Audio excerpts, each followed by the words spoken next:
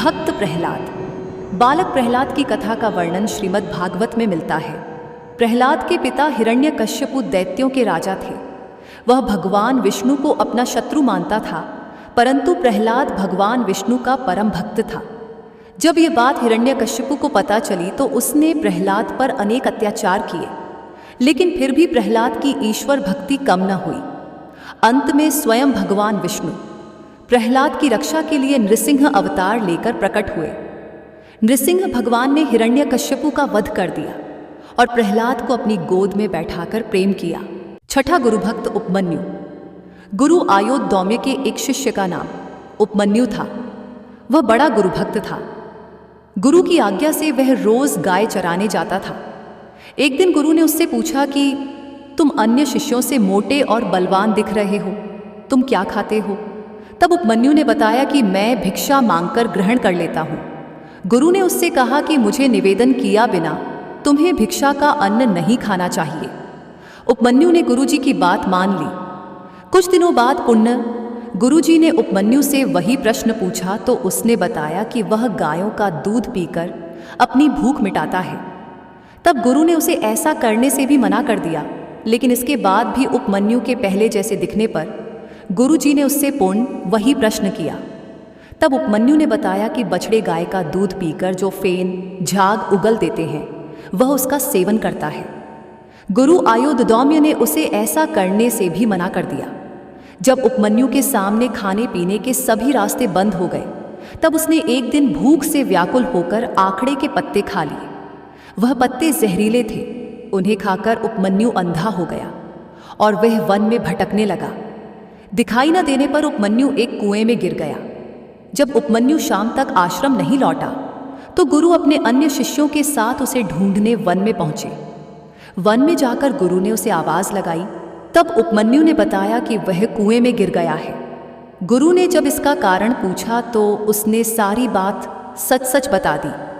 तब गुरु आयोधौम्य ने उपमन्यु को देवताओं के चिकित्सक अश्विनी कुमार की स्तुति करने के लिए कहा। उपमन्यु ने ऐसा ही किया। स्तुति से प्रसन्न होकर अश्विनी कुमार प्रकट हुए और उपमन्यु को एक फल देकर बोले कि इसे खाने से तुम पहले की तरह स्वस्थ हो जाओगे। उपमन्यु ने कहा कि बिना अपने गुरु को निवेदन किए मैं यह फल नहीं खा सकता। उपमन्यु की गुरु भक्ति से प्रसन्न होकर अश्विन कुमार ने उसे पुनः पहले की तरह स्वस्थ होने का वरदान दिया, जिससे उसकी आंखों की रोशनी भी पुनः लौट आई। गुरु के आशीर्वाद से उसे सारे वेद और धर्मशास्त्रों का ज्ञान हो गया। 7. मार्कंडेय ऋषि। धर्म ग्रंथों के अनुसार मार्कंडेय ऋषि अमर है। 8 अमर लोगों में मार्कंडेय ऋषि का भी नाम आता है। इनके पिता मरकंडू ऋषि थे। जब मरकंडू ऋषि को कोई संतान नहीं हुई तो उन्होंने अपनी पत्नी के साथ भगवान शिव की आराधना की।